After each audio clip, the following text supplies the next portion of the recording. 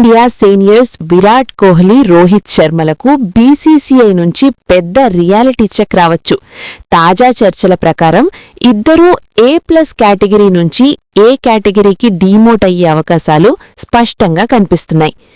ఎందుకు డీమోషన్? ఇటీవల టెస్ట్లు, T20Isలో రోహిత్, కోహ్లీ పాల్గొనడం గణనీయంగా తగ్గింది. బీసీసీఐ కాంట్రాక్ట్ ప్రమాణాలు స్పష్టంగా ఉన్నాయి. ఫార్మాట్స్లో నిరంతరంగా ఆడే ప్లేయర్స్కి టాప్ కేటగిరీ. దీంతో ఇద్దరికీ సుమారు 2 కోట్ల రూపాయల జీతం కోతపడే అవకాశం ఉంది. ఎవరికి లాభం?